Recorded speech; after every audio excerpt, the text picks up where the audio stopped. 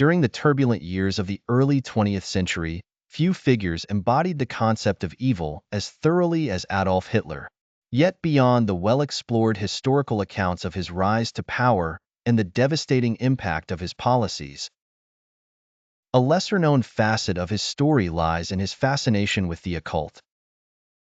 This aspect of his life has intrigued historians and conspiracy theorists alike, adding a layer of mystique to our understanding of the man who led Nazi Germany. Hitler's obsession with the occult was not an isolated personal interest but part of a broader trend within the National Socialist Party. The Thule Society, an occultist group that believed in racial purity and Aryan supremacy, heavily influenced many high-ranking Nazi officials.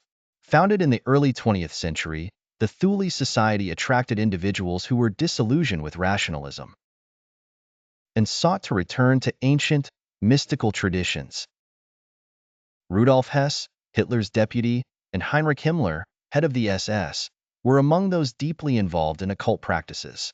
Hitler first encountered the Thule Society in Munich, where he was introduced to their ideologies by Dietrich Eckart, one of its prominent members.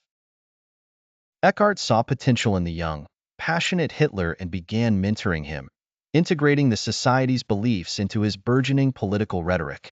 This included the notion of a pure Aryan race and the mystical destiny of the German people to dominate the world. The party's adoption of occult symbols like the swastika, which originally represented well-being and prosperity in various ancient cultures, was indicative of their commitment to these esoteric beliefs. Among the Nazi elite, Himmler's interest in the occult was particularly pronounced. He established the Ahnenerbe, an institute dedicated to researching the ancestral Germanic heritage, which included expeditions to Tibet in search of evidence supporting their racial theories. Himmler also attempted to create a pseudo-religious spiritual order for the SS, drawing on a mix of pagan rituals and Christian elements. Wheelsburg Castle, which Himmler envisioned as a center for this new order, was filled with runic symbols and other occult iconography. Hitler's own actions were often guided by a belief in a fateful destiny. He consulted astrologers and psychics, seeking guidance for major wartime decisions. One of the most notable figures was Erich Janhusen, a psychic who claimed to have predicted the Reichstag fire, an event that Hitler used to consolidate power. Although Hanussen was eventually murdered, likely due to his Jewish origins becoming known, his influence on Hitler during those crucial early years is well documented. Another intriguing connection between Hitler and the occult is revealed through his interest in the purported magical powers of ancient relics.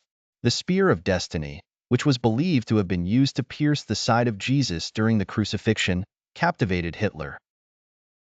According to legend, whoever possessed the spear would have the power to conquer the world. Hitler orchestrated its acquisition during the annexation of Austria and kept it under heavy guard in Nuremberg until the end of the war. The idea that the Nazis were influenced by occult beliefs adds a chilling dimension to their already horrifying deeds. It paints a picture of a regime not only driven by cruel political calculations, but also by dark mythologies and esoteric fantasies.